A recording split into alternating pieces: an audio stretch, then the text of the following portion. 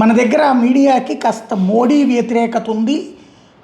ఆ మోడీ ద్వేషం, అమెరికా ద్వేషం. వాస్తవంగా అమెరికా వాళ్ళు మోడీని తిట్టిపోస్తున్నప్పుడు ట్రంపు అమెరికాని వీళ్ళు నెత్తినేసుకోవాలి. కానీ వీళ్ళకి మళ్ళీ మత పెచ్చ ఉంది, లేదంటే అతి సెక్యులరిస్టిక్ ఐడియాలజీ ఉంది. అంటే వామపక్ష భావజాలిక జర్నలిజం ఎక్కువ.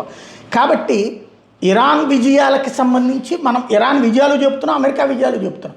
కానీ వీళ్ళు ఇరాన్ విజయాలు చెప్పి అమెరికా ఫెయిల్ అవుతుందని చెప్తున్నారు. ఇప్పుడు తాజాగా బయటకు వస్తున్న విషయాలు ఏంటంటే, ఇరాన్ మిస్సైల్స్కి అమెరికా రివర్స్ అటాక్ గేమ్ బాగా ప్లాన్ చేసింది. ఎలాగంటే ఇరాన్ మిస్సైల్ వాడుతుంది, ఆ మిస్సైల్ని వచ్చే దాన్ని దారిలోనే ధ్వంసం చేసేయడం అమెరికన్ డిఫెన్స్ జరుగుతున్నాయి. కొన్ని డిఫెన్స్ సిస్టమ్స్ కూడా ఫెయిల్ అవ్వచ్చు. అట్ ద సేమ్ టైం ఎక్కడి నుంచి లాంచర్ వదిలారో అది ఐడెంటిఫై చేసిందట అమెరికా, ఇజ్రాయెల్.